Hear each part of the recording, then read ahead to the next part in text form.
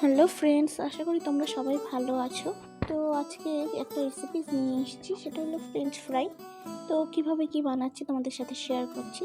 প্রথমে আলুগুলোকে ছুলে এরকমভাবে কেটে নর্মালি যেরকম ফ্রেঞ্চ ফ্রাইসের সাইজ হয় তো ওরকমভাবে নর্মালি কেটে নিচ্ছি।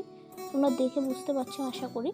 তো ওরকমভাবে তো তোমরা দেখো কেমন করে কাটছি বা কিছু।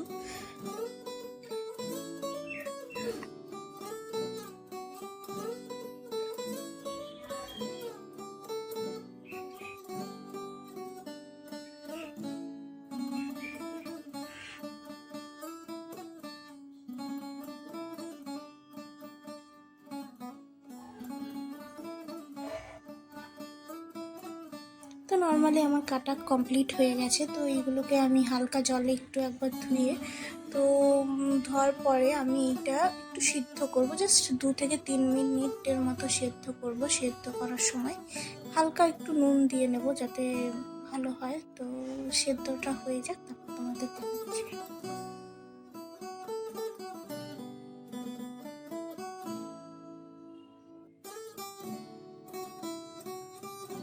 আমার সেদ্ধ কাছাকাছি হয়ে গেছে।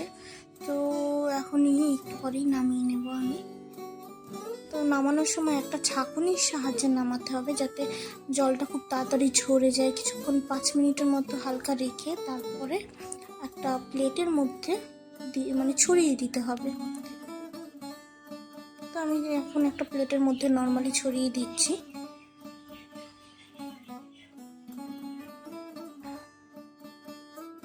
জলটাকে ঝরাতে হবে, তারপর প্লেটে ছড়াতে হবে। যাই হোক, তো এখন আমি লঙ্কার গুঁড়ো 2 চামচের মতো কর্নফ্লাওয়ার অ্যাড করে মেখে নেব। আর একদিকে আমি নর্মালি তেলটা গরম হতে বসিয়ে দিয়েছি। মাখা হয়ে গেলে আমি কয়টা কয়টা করে ছাড়বো, 2-3টে করে ছাড়বো। ছাড়ার পর তোমাদের দেখাচ্ছি কী করে করছি। আমার তেল গরম হয়ে গেছে, এখন আমি ছাড়ছি।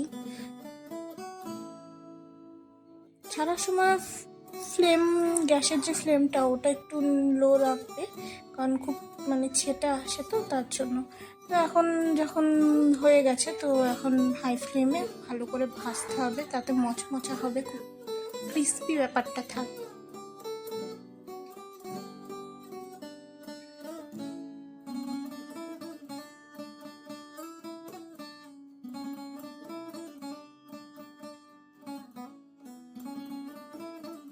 চাট মশলা অ্যাড করার পর এখন আমি একটু ঝাঁকিয়ে নেবো যাতে মশলাটা সব জায়গায় ম্যাশ হয়ে যায় বা মিলিয়ে যায়। তো আমার ফ্রেঞ্চ ফ্রাই ভাজা হয়ে গেছে, এখন ওটা কেচাপের সাহায্যে সার্ভ করব। তোমরা দেখতেই পাচ্ছ। আশা করি তোমাদের ভালো লাগছে ভিডিওটা। তো লাইক কমেন্ট শেয়ার করে দিও। Thank you.